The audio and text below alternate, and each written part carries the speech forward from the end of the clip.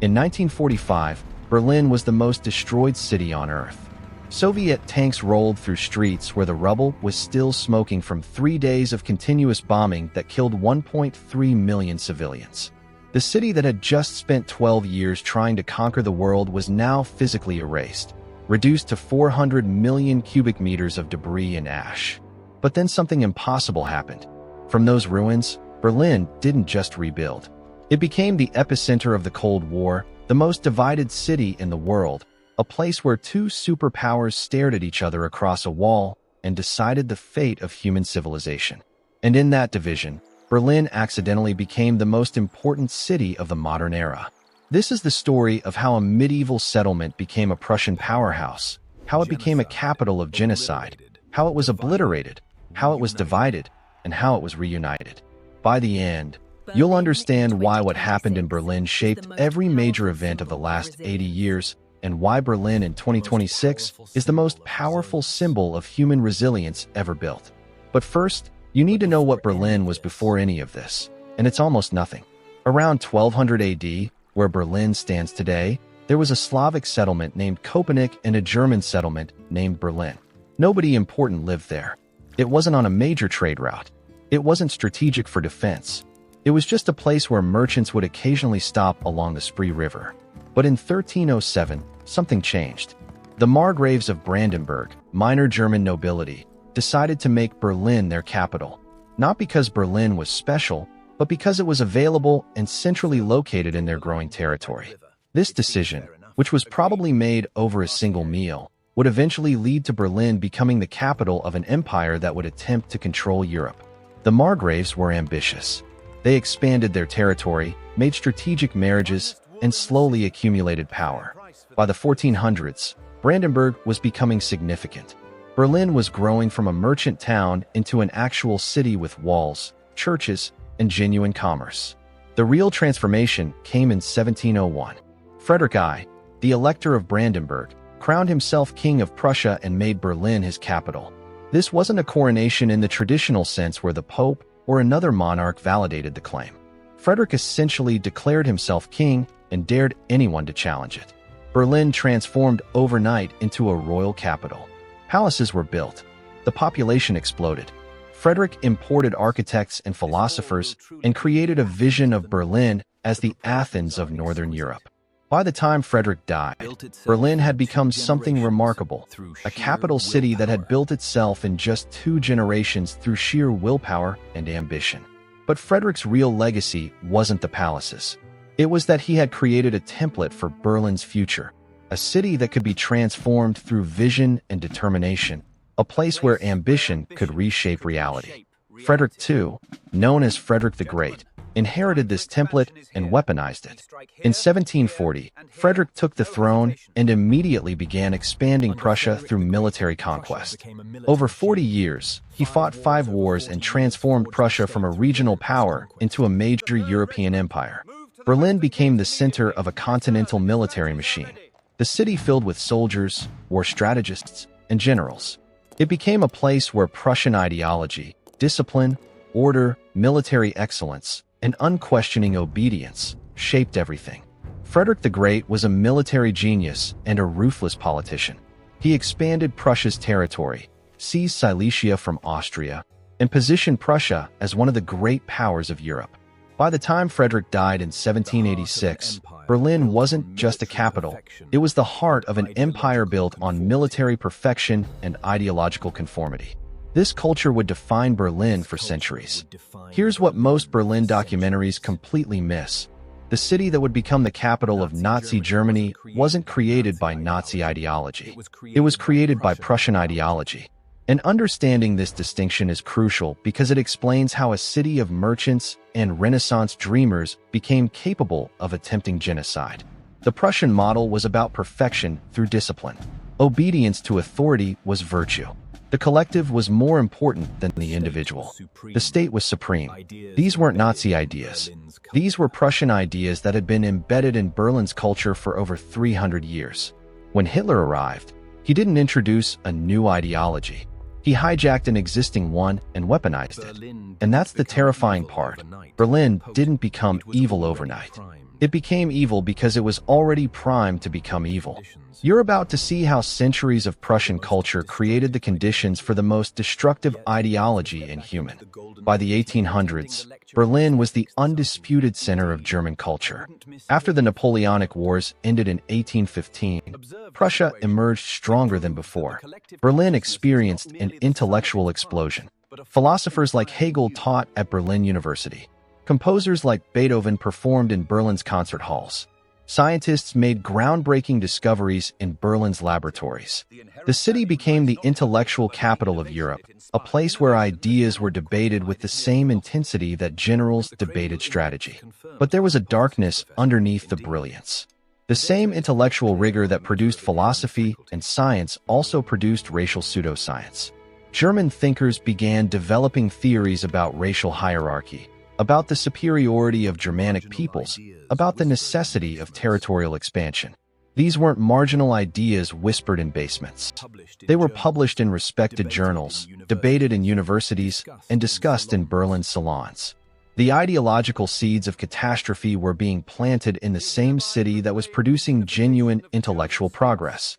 In 1871, Otto von Bismarck unified Germany through military conquest and shrewd diplomacy. Berlin became the capital of the German Empire. The city that had been a regional Prussian capital was now the capital of a continental power. Berlin's population exploded. New suburbs were built. Industry flourished. The city became a symbol of German power and ambition. But the German Empire was built on the same Prussian model that had defined Berlin for centuries: discipline, obedience, military strength, and the subordination of individual will to state interests. The empire lasted until 1918, when Germany lost the First World War and was forced to surrender. The shock of defeat destabilized everything. The German Empire collapsed.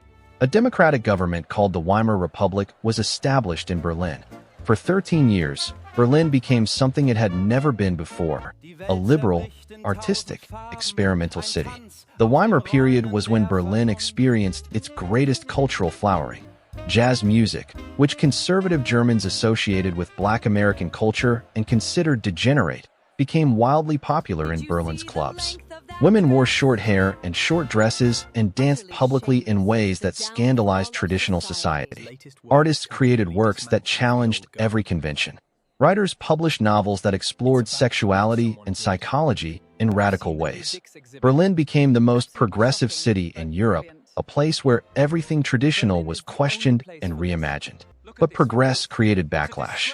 Conservative Germans saw Weimar Berlin as a symbol of national shame and cultural decay.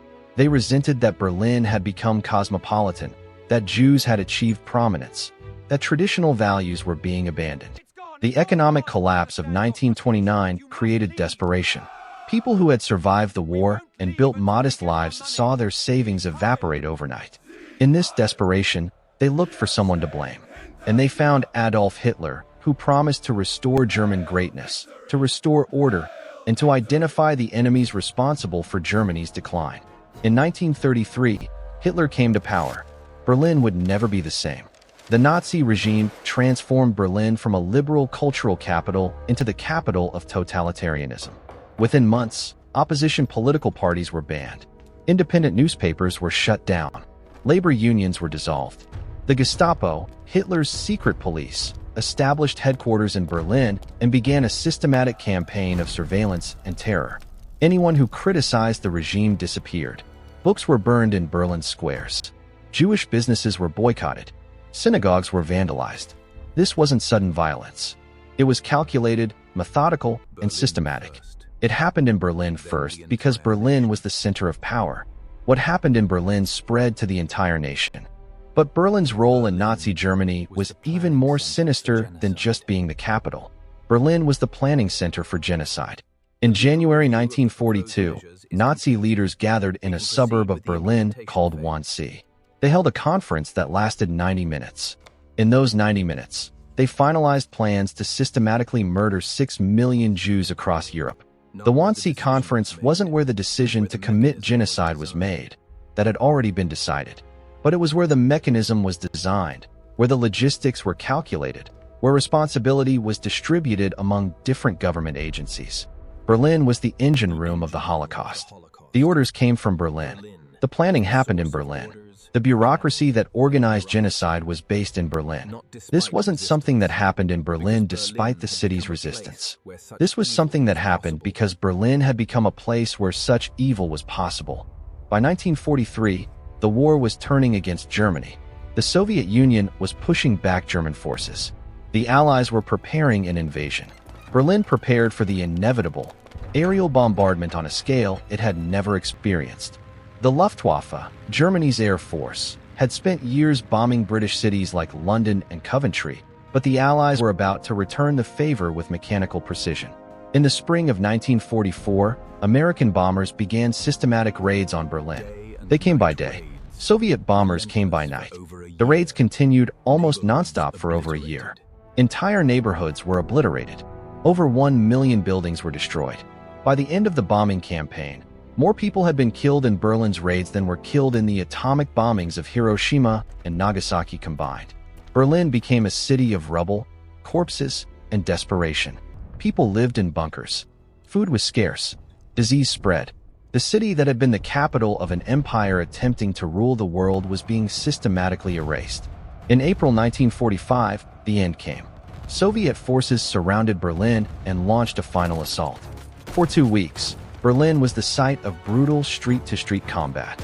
The Wehrmacht, German army, was collapsing, but Hitler refused to surrender. He ordered the city defended to the last man. Thousands died in futile combat. Civilians were killed in crossfire.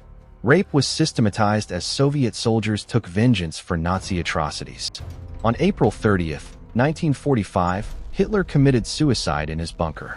Days later, Berlin surrendered unconditionally. The city that had attempted to establish a 1,000-year empire was conquered and occupied by foreign forces. By the time the fighting ended, Berlin's infrastructure was shattered. Millions of people were homeless. The city was divided into 4 occupation zones controlled by the Soviet Union, United States, Britain, and France. What happened next was unexpected. The Soviet, American, and British forces that had fought together against Nazi Germany suddenly became enemies. Ideological differences that had been subordinated to military necessity now exploded into open conflict. Stalin wanted to establish Soviet-controlled governments across Eastern Europe. The Americans and British wanted to rebuild Europe under capitalist democratic systems. The disagreement wasn't about tactics or details. It was about which vision of the future would control the world.